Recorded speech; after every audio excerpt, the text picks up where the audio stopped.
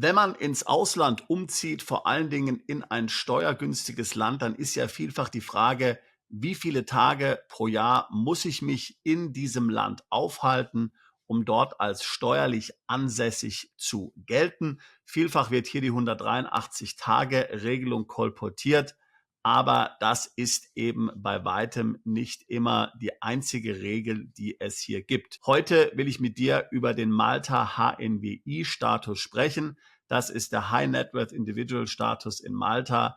Damit gibt es 0 Anwesenheitspflichtstage in Malta unter bestimmten Bedingungen. Wir hatten ja schon vielfach auf diesem Kanal über Malta gesprochen. Wir sind selbst in Malta schon seit vielen Jahren, seit 2011 tätig. Ich selbst habe auch zweimal in Malta für ungefähr ein Jahr mit meiner Familie, mit meinen Kindern gewohnt. Ich habe also hier Erfahrung aus erster Hand. Malta ist nach wie vor, meiner Meinung nach, wenn es um die EU geht, zumindest ein sehr attraktives Wohnsitzland, ein sehr attraktives Land, um dort zum Beispiel eine Gesellschaft zu gründen. Ich persönlich finde es angenehmer, dort Business zu machen und dort zu leben, als in Zypern. Und ich finde auch den Non-Dom-Status in Malta einfacher als den in Zypern. Zypern finde ich nicht schlecht, muss man ganz klar sagen. Aber persönlich würde ich Malta in vielen Fällen vorziehen, wenn auch Dinge wie Firmengründung, die Infrastruktur, die man in Malta braucht, möglicherweise teurer sind als in Zypern. Man braucht zum Beispiel mehrere Unternehmen. Das haben wir schon in anderen Videos so diskutiert. Heute will ich nochmal zu Malta als Wohnsitzland sprechen. Auch dazu haben wir schon etliche Videos gemacht.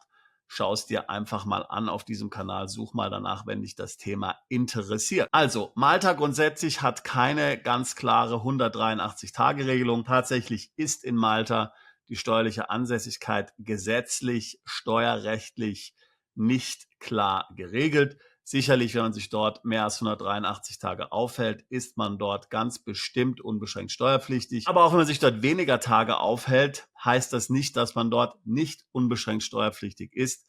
So sagt es auch ganz klar der Gesetzgeber in Malta. Es hängt eben davon ab, welchen Bezug man in Malta hat. Hast du zum Beispiel eine Wohnung in Malta, die als langfristiger Wohnsitz ausgelegt ist und ist das dein einziger Wohnsitz, den du weltweit hast, dann wird es sehr schwierig sein, hier von Seiten eines anderen Staates zu konstruieren, dass du dort nicht wohnansässig bist. Hast du eine Wohnung und hast du auch noch eine Firma in Malta, bei der du selbst angestellt bist als Geschäftsführer, dann wird es nochmal schwieriger werden, hier eine Ansässigkeit steuerlicher Art zu verneinen. Viele Mandanten, die in Malta leben, die dort ihren Wohnsitz haben, nutzen den Wohnsitz in Malta dann als Basis. Hier sind dann vielleicht auch auf Reisen vielfach. Und das hat eigentlich noch nie zu Problemen geführt. Natürlich, eine wirkliche Wohnung ist tatsächlich notwendig. Man kann jetzt nicht irgendwie nur so einen Fake-Wohnsitz haben. Das muss tatsächlich eine Wohnung sein, in der man auch leben kann, die eben auf Nutzung ausgelegt ist. Das sind also auf jeden Fall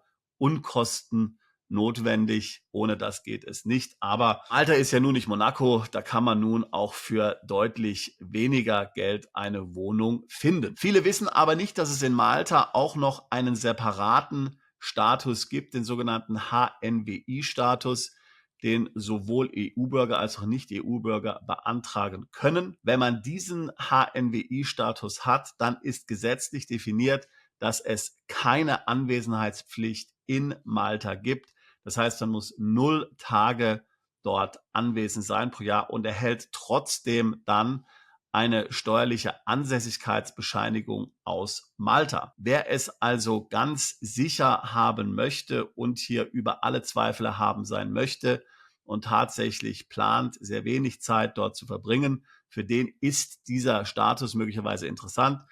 Ich muss ehrlich sagen, die meisten unserer Mandanten entscheiden sich nicht dafür.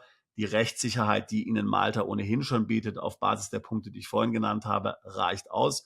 Aber wer eine zusätzliche Absicherung haben möchte, kann diesen HNWI-Status über uns beantragen in Malta. Dort gibt es im Grunde genommen dann 2 Bedingungen. Die eine Bedingung ist, dass man eine Wohnung in Malta mietet, die dann vielleicht etwas teurer ist. Hier ist definiert, dass diese Wohnung also im Jahr mindestens 20.000 Euro Miete kosten muss. Die zweite Bedingung ist, dass man sich verpflichtet, in keinem anderen Land mehr als 183 Tage pro Kalenderjahr zu verbringen. Gleichzeitig wird dann hier geregelt, wenn man das tun sollte. Das heißt, verbringt man in einem anderen Land mehr als 183 Tage, dann verliert der HNWI-Status in Malta für das besagte Steuerjahr seine Wirkung. So, aber wenn man sich an diese beiden relativ einfachen Regeln hält, dann hat man eben hier einen doppelt abgesicherten Status. Reicht natürlich in Malta eine Steuererklärung ein. Wie wir schon vielfach hier besprochen hatten, sind ja sämtliche Auslandseinkünfte in Malta steuerfrei. Man muss dann eine Pauschalsteuer in Höhe von 5.000 € pro Jahr bezahlen, muss aber in der Steuererklärung seine ausländischen Einkünfte nicht offenlegen. Das heißt, die Steuererklärung ist extrem dünn. Da steht lediglich nur drin, dass man eben hier diesen Sonderstatus nutzt, dass man die 5.000 € Pauschalsteuer bezahlt und das war's. Wenn man diese 5.000 € Pauschalsteuer bezahlt, dann hat man auch das Recht, dann Einkommen nach Malta zu überweisen in Höhe von 30.000 € pro Jahr. Das ist ja auch notwendig. Man muss ja zum Beispiel auch die Miete bezahlen und wenn man da ist, hat man dann auch noch verschiedene Lebenshaltungskosten. Das heißt, man kann also Einkünfte aus dem Ausland nach Malta überweisen. Die sind dann nicht zusätzlich steuerpflichtig, nur wenn man mehr als 30.000 nach Malta pro Jahr überweist oder dort ausgibt per Karte oder von einem Auslandskonto zum Beispiel die Miete bezahlt, dann werden darauf zusätzlich in Malta Steuern fällig. Denn wie gesagt, der maltesische Non-Dom-Status sagt ja, alle Einkünfte aus dem Ausland, die ich nach Malta überweise oder dort verbrauche, sind dort steuerpflichtig. Und eben, wenn ich die 5.000 € Pauschalsteuer bezahle, kann ich schon mal 30.000 mitbringen.